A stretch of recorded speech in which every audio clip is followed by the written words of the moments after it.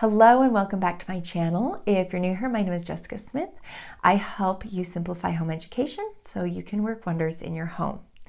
Today, I'm going to talk to you about reading lessons, specifically the Charlotte Mason method of teaching children how to read, as outlined in her book, Home Education. It took me a while to go through the almost 50 pages of how she teaches children to read, what she recommends, and how she taught children to read in her schools. And once I got the idea and then applied it with my 3 boys, I just saw the genius of this method and how effective it is. So I've used it with 3 of my boys. Each boy is totally different and has different strengths and weaknesses, and it has worked well with them. They all love reading. They were reading well by 5 years old, excluding my youngest, who just wasn't quite ready. He just wasn't ready. And so I didn't start reading lessons with him till he's 6. Now, the thing that Charlotte Mason said is that you start formal reading lessons at 6 or 7 years old. But that doesn't mean that you can't start earlier if the child shows a desire and an ability to learn how to read. And I think that's a misconception in Charlotte Mason world, is that you have to start at 6 no matter what. And that is not true. And you don't even have to start at 6 if you feel like your child isn't ready. You could start at 7 years old. So you can start as early as 3 years old, which is about when I started with my youngest, and just teaching him the sounds of letters and the symbols for those sounds. So some things to keep in mind before we start. First, I'm just going to be giving you a fairly detailed overview of the different stages in her method, and then talking a little bit about how I've applied them with different boys. However, if you want to see some actual lessons with my 6-year-old, because he's still in this stage and I'm still doing reading lessons with him, I'm going to be putting some videos of our lessons and the different stages in Patreon, as well as PDFs that are going to help you teach your child to read.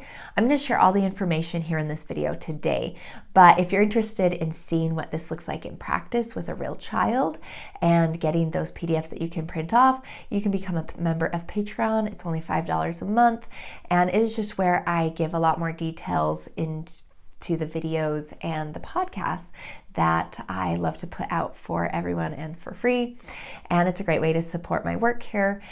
You can click on the link in the description box below and get some more information on that. So, some things to keep in mind before you begin reading lessons. First of all, a love for reading must be instilled before you begin reading lessons.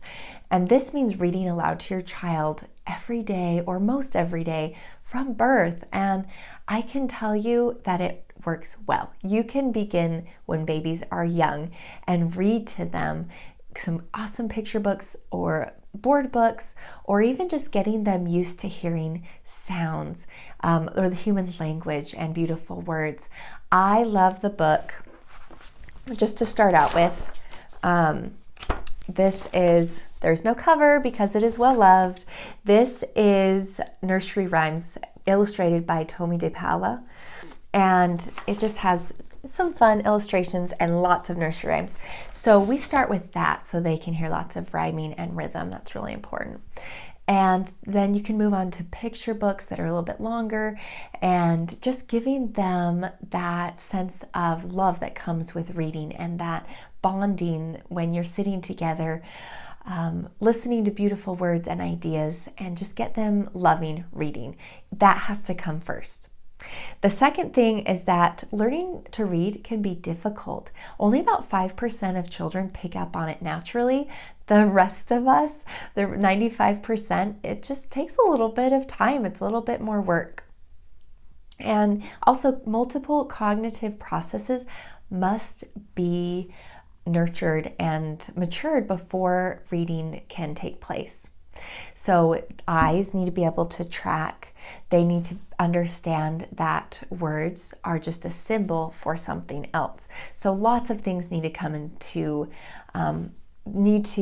together for them to learn to read, and that is going to come from actually just playing outside, running, climbing, reading aloud together so they can see the words and hear them being spoken, playing, rolling, all kinds of things that kids naturally love to do. Lots of that before they learn how to read. And reading lessons work best when the material is interesting to the child. Think about having to read things that you are not interested in as an adult. Reading becomes drudgery. And so when you want your child to learn to read, it needs to be interesting for them. They want to learn or gain ideas about certain topics, and so you want to choose those for the material of your reading lessons. You need to make it enjoyable. You want your children to look forward to reading lessons. You don't want it to be a wedge that's coming between your relationship and causing friction and your child feeling like they're forced to be reading. When the child feels stressed or frustrated, their brain shuts down. It shuts down, and that's just a fact. And no amount of coaxing, no amount of forcing, rewarding, punishing is going to make your child's brain turn on and be able to read. The only thing is playfulness and having it be enjoyable. Another thing to keep in mind is that the body, or the mind, like the body, goes through periods of rest and growth. So your child may be learning to read really well, they're picking up on everything, and then all of a sudden they're just not. And they don't have any desire to do more reading lessons, and that means it's time for break. I have had many times when my boys have said, I really don't want to do a reading lesson, or maybe they get a little frustrated and then we stop and we take a couple months break, and then they will usually come to me and be like, I want to start reading lessons again. I want to learn these sounds, or I want to learn how to read this book. Then you start again. And that's why Charlotte Mason said you can start as early as 3 or 4 years old. It's a multiple year process. It might take 4 years before they're reading really well and they get it, and that's great. It's better to do that than try to force it all in kindergarten or first grade. And then the last thing is that the purpose of reading lessons is not to decode words. That is spelling lessons, and I talked more about that in my video called Words Their Way, how I teach spelling and phonics using Words Their Way. So I talk more about how I teach that in that video, and so you're teaching children how to decode words, and I'll talk a little bit about how I introduce that.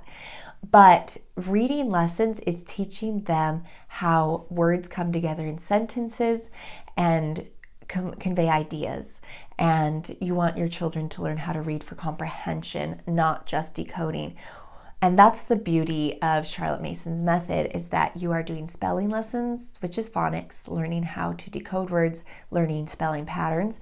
And then you have reading lessons where you are learning how to read for comprehension. You're learning how words come together to give you knowledge and ideas. And without further ado, here is how Charlotte Mason taught reading. So the first stage is auditory. Children need to be able to hear the different phonemes that make up words, or the different sounds. So an exercise or activity that you can do with your children, with your young children as young as 3, is to say a word. Start with simple words, 3-letter words like map. And they tell you the individual sounds that make up that word. And you're probably going to have to give them an example before. So just tell them, we're going to play a game. I'm going to say a word, and you are going to tell me which sounds make up that word. For example, map. M-A-P. Now your turn. You could say, all right, let's do dog. What sounds make up dog? And hopefully they would say d-a-g. And if they can't, it means they're not ready. So you can try again in a few months and keep reading to them so they can hear words, and keep hearing the different phonemes that make up those words. This is an important thing. So important, because sometimes children don't hear the individual sounds that make up words, and if they can't, they're not going to be able to decode words. So this is something you can keep practicing with your children and work up to more advanced, longer, complex words like table, t-a-b-l. Okay, just keep working up and having them play. You can play back and forth, not just one-sided, you giving them a word, but they could give you hard words and you sound them out. And this is just as good for them to hear those individual sounds coming making up words. Along with that first step of listening to sounds, listening to words and breaking them apart into sounds, doing that all auditory, you want to help them hear rhyming words. And that's another activity you could do. You could ask them, can you find something, or can you think of some words that rhyme with dog? And it might be bog or log.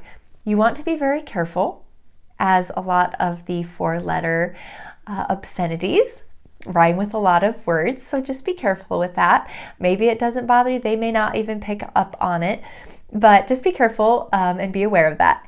But having rhyming games is so important and one of the hallmarks of a good reader and speller, because they can hear that things rhyme and they can pick up on the patterns of like, well, if this word that I don't know how to spell rhymes with this one, maybe it's spelled the same way. So that is something that you want to do along with having them sound out the individual words, is to have a rhyming game or exercise. So then after this, the next thing is to teach them the symbols that make those sounds. So I usually start with capital letters because they're easier to make in the air. So you would say, all right, we're going to learn we've learned the sounds, now we're going to learn what those sounds look like written on paper.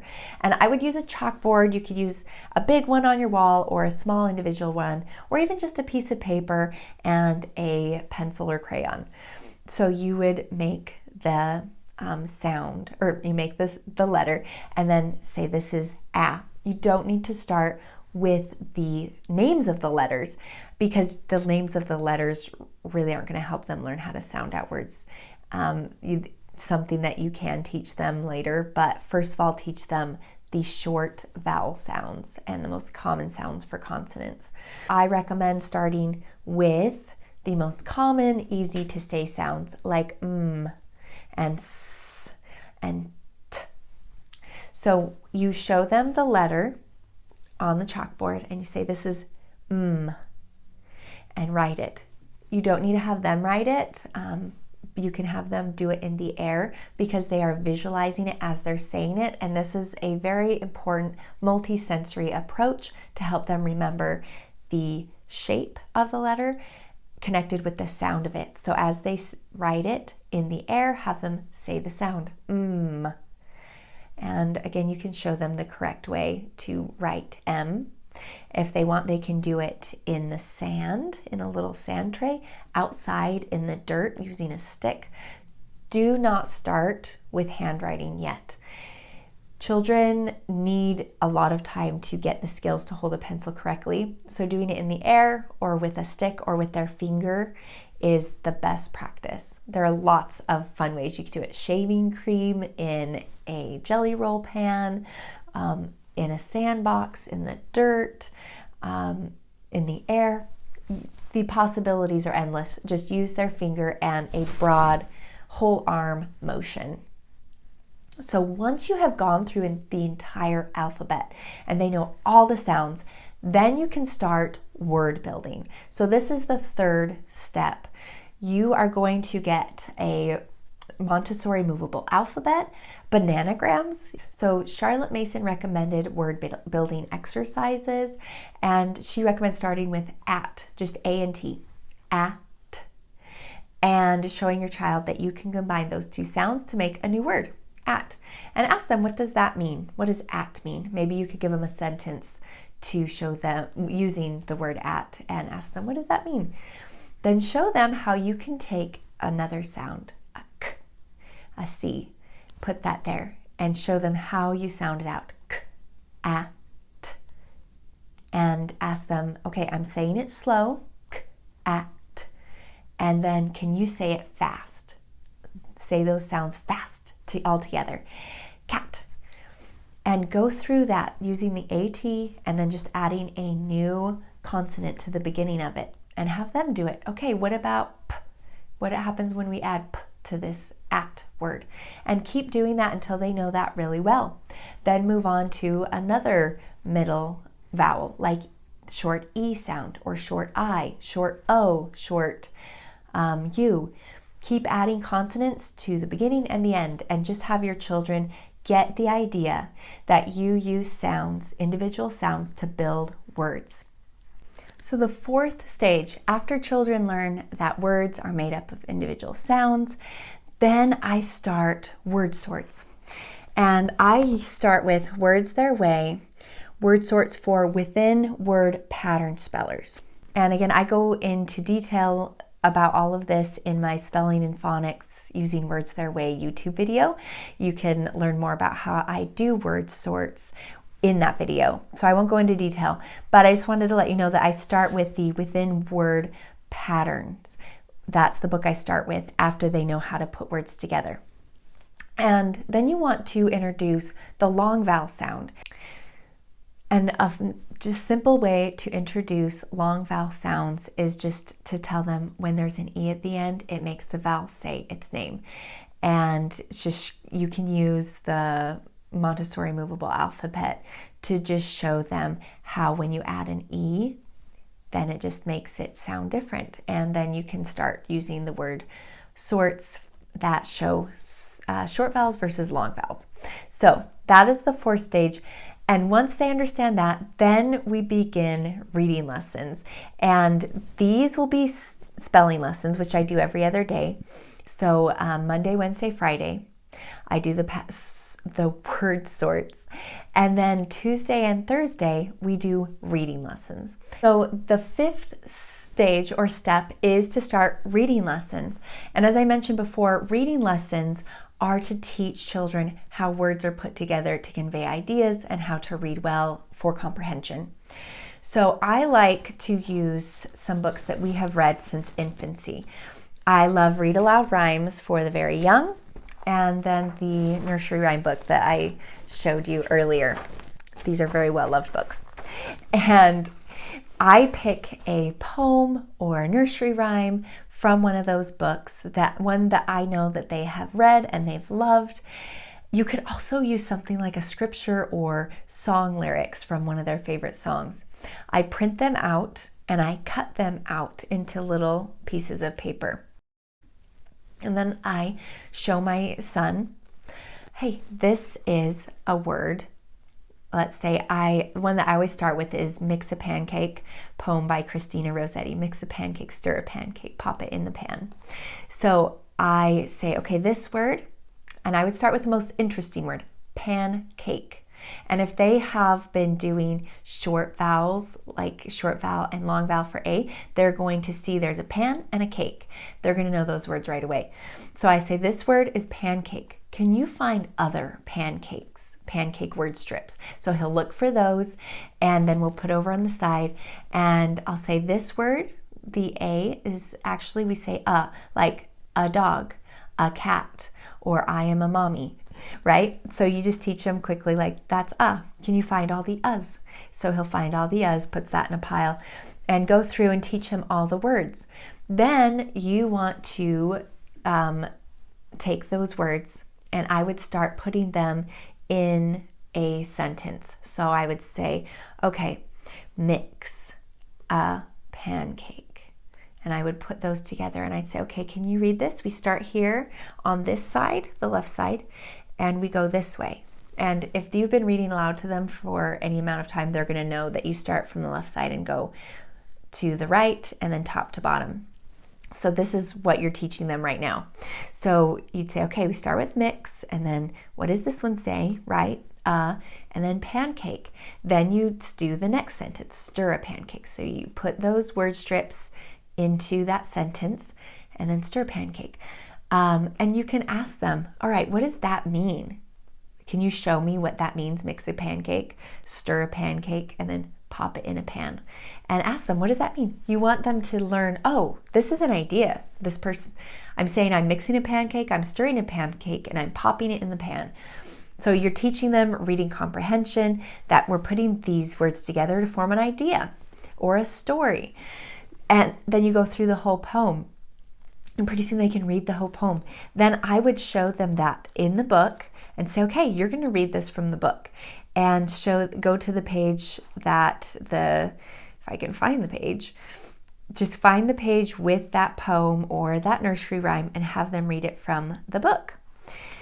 Now, If your child has difficulty, then I would take those individual words, those word strips, and have them sound them out sound by sound with the Montessori alphabet. So let's say they cannot remember pancake. You're showing them the pancake strip and they're like, they don't remember. So I would have that pancake strip, word strip, on the table, get out the Montessori movable alphabet or the bananagrams and say, okay, this is P. Can you find P? And bring it over. And then A, and then N, and then, all right, let's sound that out. Pan. Good. Now we're going to do this.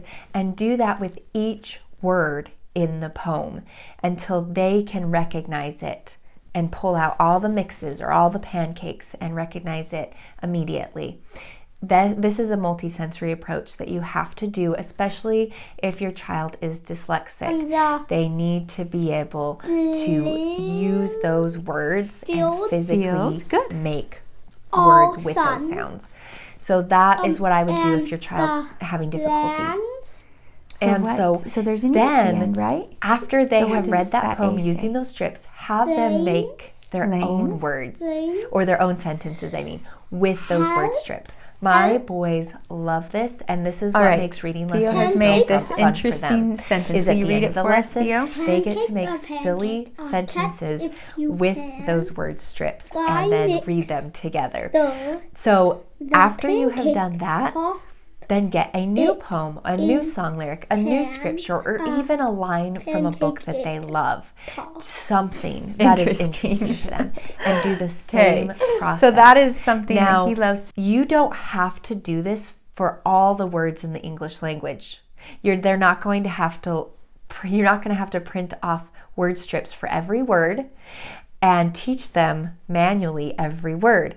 What you're doing is you're teaching them how reading works. The purpose of this is to teach how reading works, teach them how a sentence conveys an idea, and a whole page is going to convey a story or teach them a story, and you're teaching comprehension. Next, after you've done that for a while, it just depends on how well your child picks it up. I would read from reading literature. This has stories like Three Little Pigs, and just have them read. I would have my son read, we'd read together. So I'd say, if you know a word or you can sound it out, and if you don't know, I will help you sound it out. So once he's like, onk, right? So I said, okay, you know what? That's an oddball. That says once. And then he sounded upon a time, and there were three little pigs. He sounded that all out the other day. And morning was a little hard for him, so I said, okay, that's morning.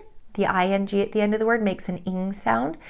The thing is with children, they are so intelligent. Most of the time, you only have to show them something like that once or twice, and they'll remember it. You could also, if your child is struggling, read it together, or you read it to them and read it slowly and point to each word as you read it. This has been the biggest thing that has helped my boys. I will point to each word and they just pick up on it. So that would be a reading lesson. After you have printed out the words, or the word strips for different poems, nursery rhymes, songs, scriptures, they get the idea, they're getting words, they're picking it up quickly. You can drop that of printing everything out and just start reading books like this one. This has poems. Here's the Mix a Pancake. Mix a Pancake. There's If a Pig Wore a Wig, Frisky Lamb, but then it also has stories in it as well.